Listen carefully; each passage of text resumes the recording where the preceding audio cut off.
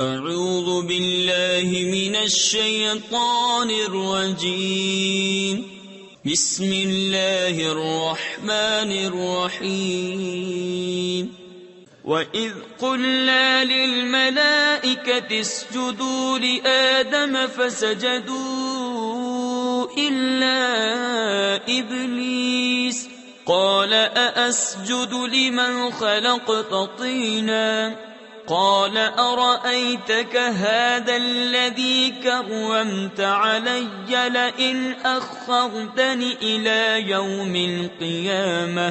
إلى يوم القيامة لأحتنكن ذريته إلا قليلا قال اذهب فمن تبعك منهم فإن جهنم جزاؤكم جزاء موفورا۔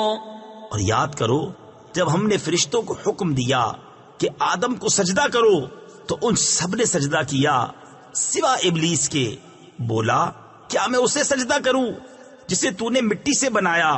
بولا دیکھ تو جو یہ تو نے مجھ سے معزز رکھا، اگر تو نے مجھے قیامت تک مہلت دی تو ضرور میں اس کی اولاد کو پیس ڈالوں، یعنی برباد کر ڈالوں گا مگر تھوڑا۔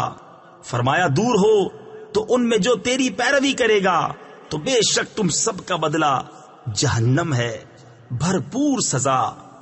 صدق اللہ العظیم۔